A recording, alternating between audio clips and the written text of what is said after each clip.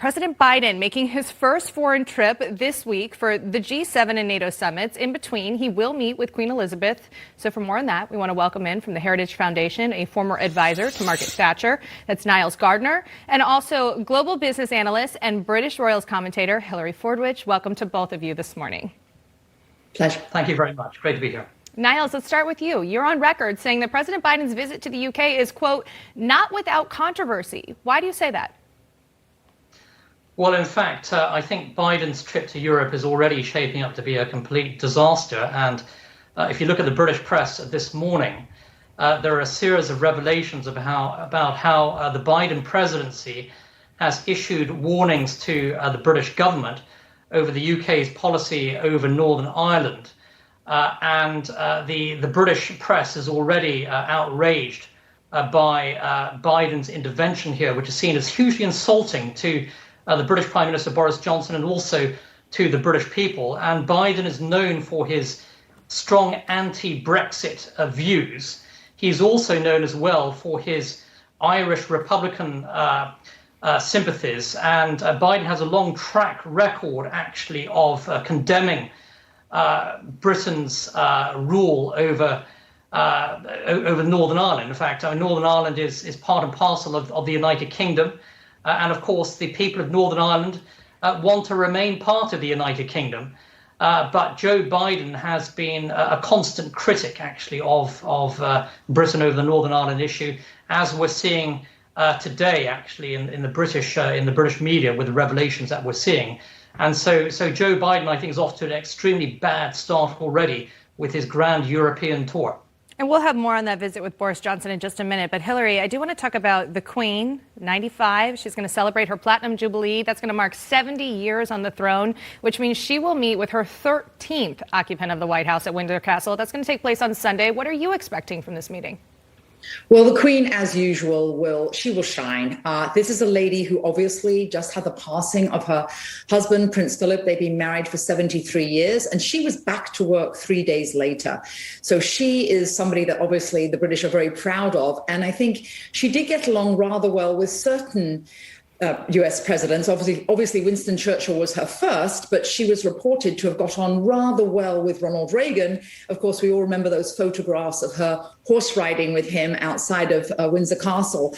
I think that President Biden, just to Niall's point, Niall is really right. He has already put his foot in things, so to speak. He likes to tout his Irish roots. And of course, back to when he was vice president with President Obama, Obama was famous for saying that the UK could get to the back of the line after Brexit in terms of a US trade deal. The Queen will rise above this. And what's very good about the Queen and what she always manages to do, she manages to smooth the waves. And my prediction is that despite all this rhetoric coming out of particularly Jake Sullivan, the national security advisor for President Biden, this rhetoric warning the UK, and actually it's ironic that sausages bangers are at the heart of this with the Northern Ireland Protocol.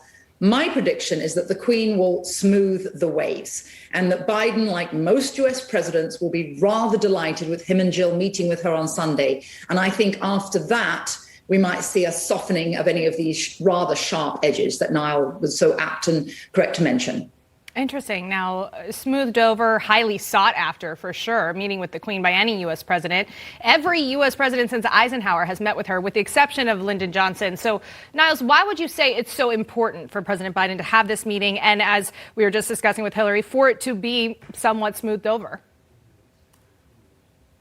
Well, it's very significant that the White House was keen actually to have a meeting with the Queen. And of course, this is a hugely prestigious event on the international stage. So even though, Joe Biden likes to sneer at Brexit and has some significantly anti-British sentiments and views, he's the first in the queue actually to want to meet with the Queen. So there's the usual element of hypocrisy that you see from the American left here.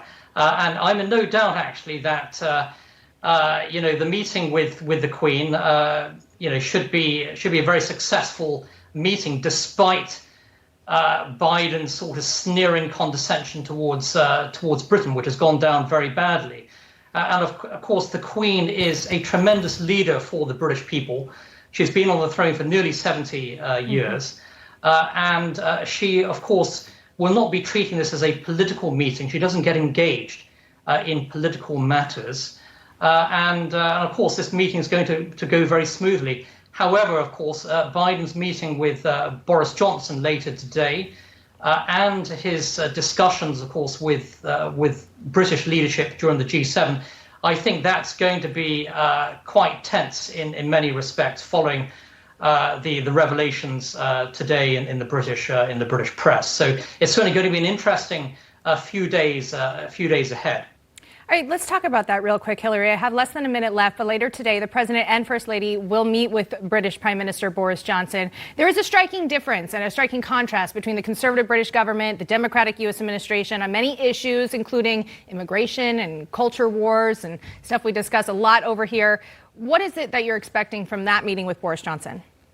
I think what's important is we have to remember that it's in both of their interests to further the special relationship. They've already announced the Atlantic Charter that they hope to renew, which was established in 1941 by FDR and Churchill. So the fundamental bottom line is, despite, yes, you're different, the differences you mentioned, they're different in style, they're different in political background, they're certainly different in class background. One can hardly imagine, Joe Biden from Scranton, Pennsylvania, feeling comfortable in any of the clubs that were from Boris Johnson's background. But what's important is, as I mentioned, it is in their self-interest to get along to renew that Atlantic Charter.